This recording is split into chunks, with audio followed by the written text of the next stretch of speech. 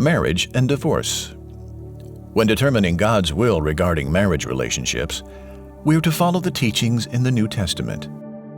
And you'll see why when you look at this verse of Scripture from Deuteronomy 24. Let me read that for you. If a man marries a woman, but she becomes displeasing to him because he finds something improper about her, he may write her a divorce certificate, hand it to her, and send her away from his house.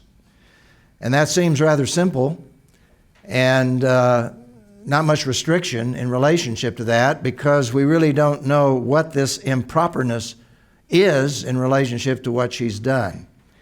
Now, when we get to the New Testament, we have clarity because the Pharisees, who didn't really understand this totally either, but took advantage of it, came to Jesus and they asked a question of Jesus.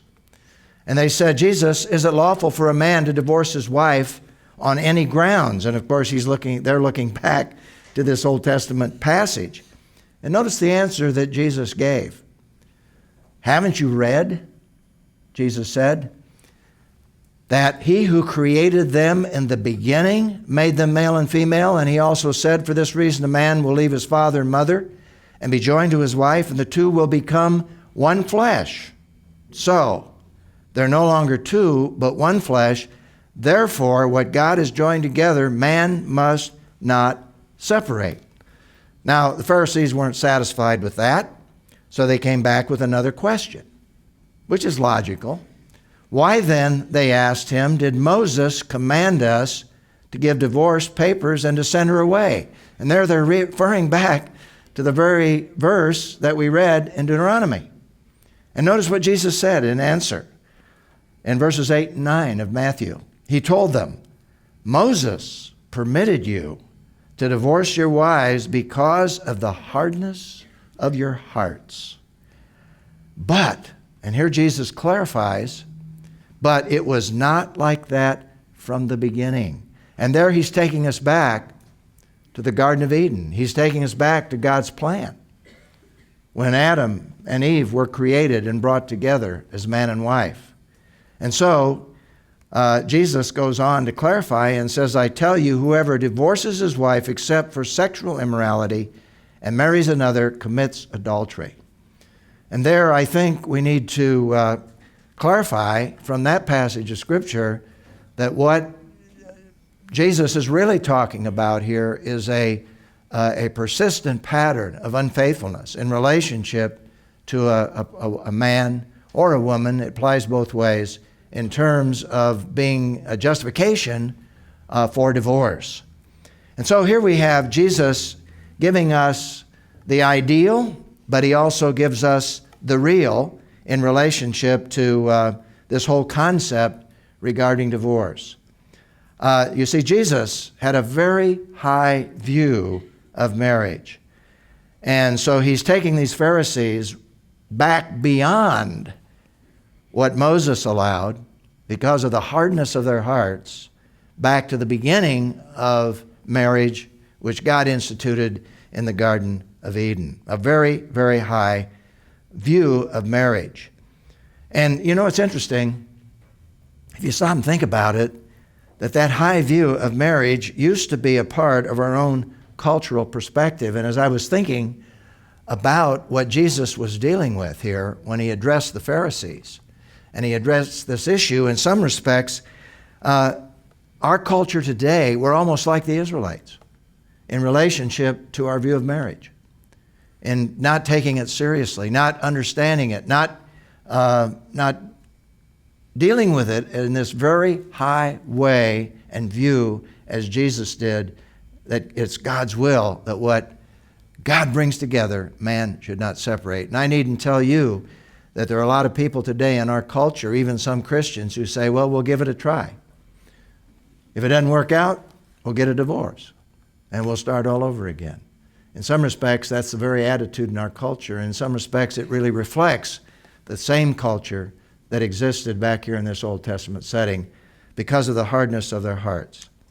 And so that leads us then to a very significant reflection and response question, and that it's this: how does Paul's advice to the Corinthians add further insight to the subject of divorce? There's a principle in 1 Corinthians, I call this principle 16, It's called mixed marriages.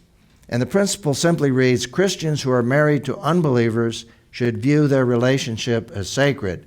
Now, the reason for that principle is if you go back into the Corinthian letter and back into the Corinthian context and back into the Corinthian culture, their views of human sexuality were so perverted when they became Christians that they didn't know how to handle a relationship between a man and a woman when one partner becomes a believer and the other doesn't. So they almost, and really in many respects, they viewed the sexual relationship as improper because one was a Christian and the other was not. And Paul had to address that and say, no, the relationship is sacred. And you don't divorce simply because a mate is not a Christian. And so he talks about that. And in that very passage, he said, now, if an unbeliever wants to depart, you have no control over that. You let them depart because God has not bound you in that situation. But if that person desires to stay in that marriage, then you should make the best of that marriage. And Peter, of course, elaborates and says, do everything you can with your life to cause that person to be able to come to Jesus Christ.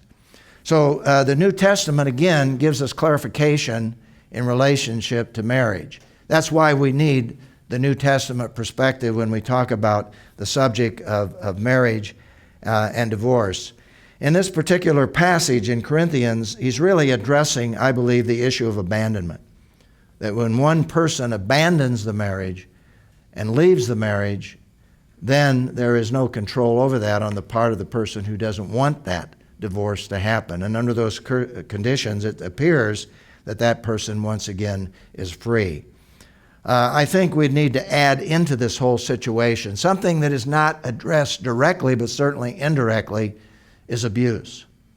And that is, I do not believe that God really justifies in any way, shape, or form for abuse, obviously, to take place in a marriage, and certainly does not want a person to stay in an abusive relationship that is against the will of God, whether it's physical or whether it is sexual, that kind of situation is a total violation of everything that God teaches us in the New Testament.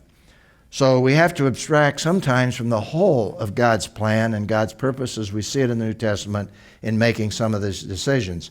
But the bottom line is that Jesus took very seriously the subject of marriage and divorce. What God has joined together, let no man put asunder. That's the ideal. But because of sin that exists in the world, there are exceptions. Though it's not with God's pleasure, there are exceptions so that people can exist in this world in the midst of a very difficult situation. So, it's very important that we have God's perspective, total perspective on this subject of marriage and divorce.